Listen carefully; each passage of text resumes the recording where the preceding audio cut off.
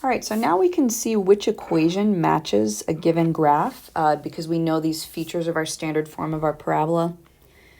So our graph is downward facing, so we know we'll have a negative a, and these all have that, right? They have that negative coefficient out in front. So, no valuable information quite yet. Moving forward, let's take a look at our vertex. So I can see on my graph, the vertex occurs at negative 2, 2. So my function should have an x plus 2 squared in it. So that knocks out this first option. But we have x plus 2 squared here, x plus 2 squared.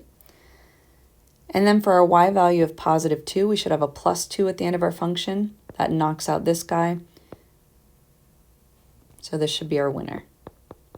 So this matches f of x equals negative x plus 2 squared plus 2. All right, for number 4, I have an upward facing parabola. A is greater than 0. And I have positive 2, positive 2, positive 2. So if any of those were negative, I could go ahead and cross those out at this point. Now let's take a look at our vertex, which it looks like it occurs at positive 4, negative 3. So my function should have an x minus 4 squared in it. And I see x minus 4 squared. There's an x plus 4 squared, so I can cross that one out. There's x minus 4 squared, so I keep that in the running. And then the negative 3 in my vertex, there should be a minus 3 at the end of my function. There's one there. Cross that out there. So it looks like it matches f of x equals 2 times x minus 4 squared minus 3. All right, so now for number 5, we're asked to sketch a graph of f of x equals x minus 2 squared minus 4, and we want to spell out the key features below. So just to help us out, let's go ahead and use our graphing calculator for this as well. So parentheses x minus 2 squared, and then minus 4. So there's our graph. All right, so part A says, what's the direction of the opening? There's a coefficient of positive 1 there. It's positive. So we have an upward facing parabola, which I can see on my graphing calculator. For the vertex, x minus 2 squared means our vertex will have positive 2 for its x coordinate, and then minus 4, so negative 4 for my y coordinate. And let me just verify this with my trace function. So trace 2 equals x, and then y equals negative 4. So that's our vertex. So we can go ahead and graph that. So there's 2 and negative 4. So that's our vertex. Our axis of symmetry, and sorry, that line's supposed to be up next to it. That's a little formatting typo. For our axis of symmetry, this is going to be x equals 2. So whatever the x value is in your vertex, x equals 2 will be the axis of symmetry. So I can go ahead and graph my dashed vertical line right there to represent my axis of symmetry, x equals 2. All right, for my x-intercept, since I'm creating my graph from scratch, let me go ahead and algebraically verify what those x-intercepts are. So remember, I'm going to set my function equal to 0.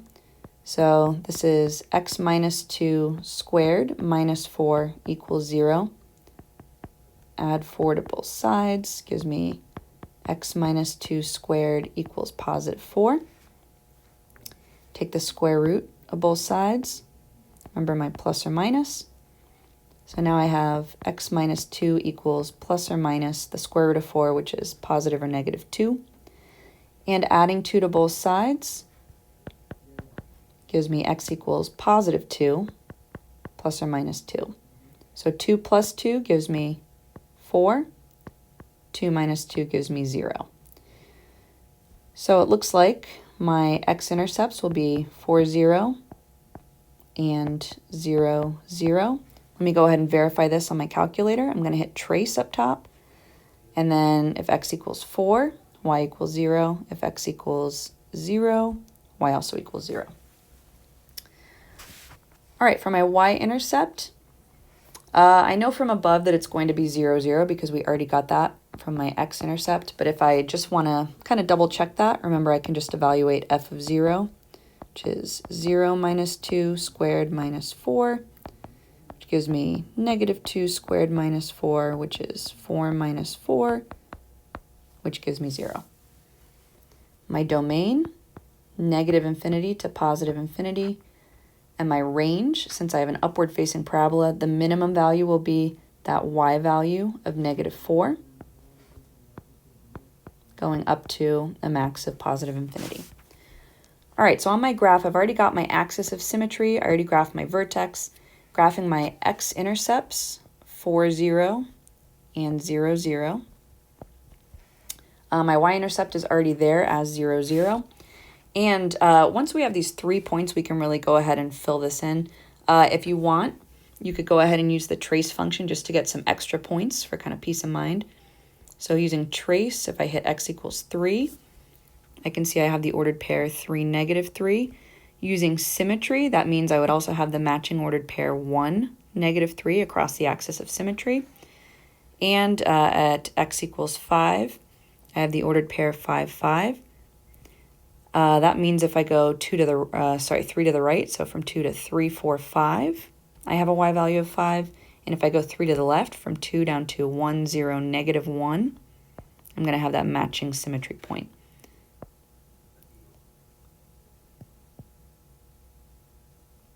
And that's my upward facing parabola. All right, so again, this is just a recap of what we've already discussed. For f of x equals a times x minus h squared plus k, we could talk about the opening of our parabola. hk is the vertex. X equals h is the axis of symmetry. Sorry about the typo of.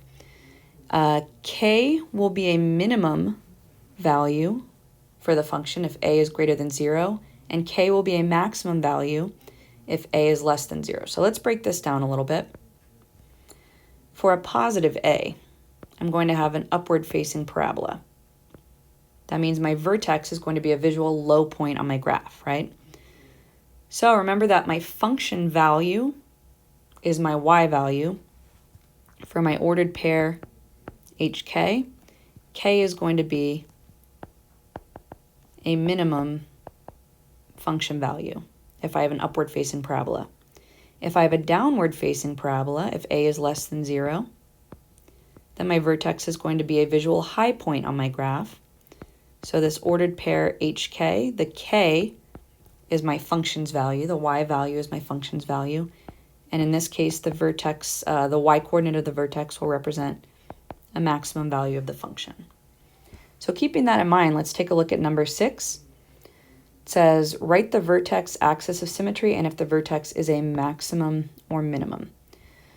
All right, so f of x equals negative 4 times x plus 5 squared minus 6.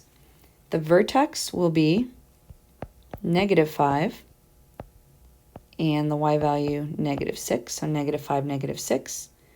The axis of symmetry, x equals negative 5 from that x value. And then because a is negative, I would have a downward facing parabola. The vertex is going to be a maximum point on the function, a high point on the function, and specifically the maximum value of the function would be negative 6, that y value from my vertex. For part B, f of x equals 2 times x minus 10 squared plus 4. The vertex will be positive 10 and then positive 4. The axis of symmetry will be x equals 10 from my x value. And then because a equals 2 here and a is positive, I'm going to have an upward facing parabola. The vertex will be a minimum point on the parabola, and specifically the minimum value of the function equals 4, the y value from the vertex.